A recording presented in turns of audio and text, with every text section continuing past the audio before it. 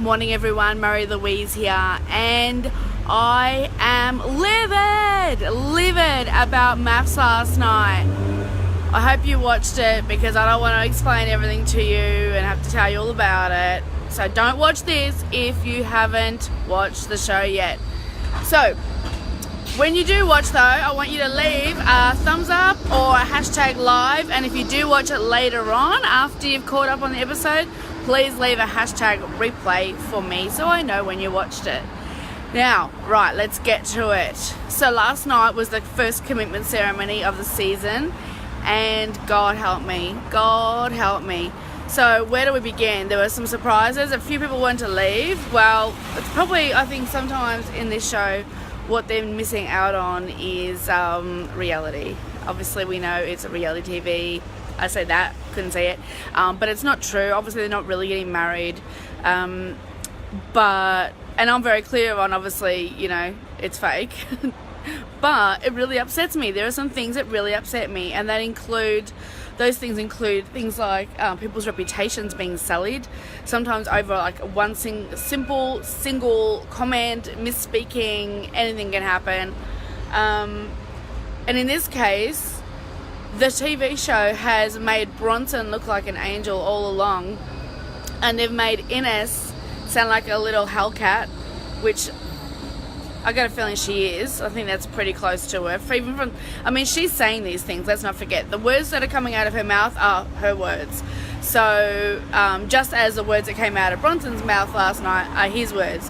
However, she has seemed nasty all along and been crappy to him right from the start when she saw him at the wedding, and then she has been goading him since then, making it look like he is the nasty one, whereas honestly if you said some of the things that she said to him to me, I'd have trouble liking you as well, and I like a lot of people, so I think that'd be really difficult. But the thing is that last night Bronson gave back a little bit. He was trying to explain himself at the commitment ceremony and explain a few things that had gone on, and unfortunately some of the language that he used was kind of colourful, and therefore the TV show is making it look like he's abusive and like he's this nasty person, whereas I actually think that by pairing her with him or him with her, they've pushed him to the brink. I mean, they've said it so many times how nice he is, how much he's been through, and he doesn't need any more of this shit. Nobody does, really, but certainly nobody deserves that kind of woman's behaviour and attention. But now it's like he's been the nasty one all along when he hasn't been. So I think that's really, really rough on him, and to make him look abusive, especially in this day and age, with the whole Me Too movement. There are men who are scared to share their feelings, say what they think, show their emotions, to show a woman that they like her in case it gets misconstrued, in case she doesn't like them and then she makes it look like they're stalking, or, you know, there are just so many things that men are worried about these days, and he doesn't need this he doesn't need this sort of reputation, and I actually don't think it's very accurate based on what we've seen so far. The other couple that I want to talk about is Sam and Elizabeth. She tried to stand up for herself yet again. He was a bit of a pansy last night. He seemed to react to her when she said that she cried, like you wouldn't expect a woman to cry after you abandon her the day after the wedding. What is wrong with him? Like, it just goes to show that he is really is a player, because I think that's often the situation with players. They don't want to tell women how they feel. They don't want to dump them. They don't want to say we're breaking up, because they're worried about the reaction and the crying and the tears, and so they just actually avoid it by disappearing and not getting to that point in the first place, and having so many women on the go that they don't get attached to any of them, but they're never around to pick up the pieces of their actions.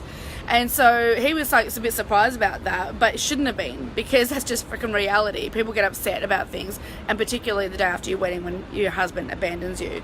But what came out of last night overall is a reminder from something that happened on Thursday, and that is these people are on this show, and they're lying. They're constantly doing things that get themselves into trouble, and then they lie about it as if it didn't happen.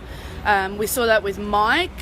Ines last night was taken to task when she said, when Bronson mentioned about her wanting to husband swap, and she even said, you know, any girls over there, if you've got a husband you don't want it passing my way.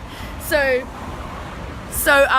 that's the thing about it, is that they're all lying and they don't realise, stupidly, that there are freaking cameras everywhere. They're going to get caught out. This is not real life where they can get away with shit. But they've gotten away with so much stuff in real life that they forget, and they think they can do it anywhere, and they cannot, because this is TV. So leave your comments. I want to hear what you think. Don't forget to write #live or #replay, and I will catch you really soon. And tonight is the night. Let's see what happens. Catch you soon.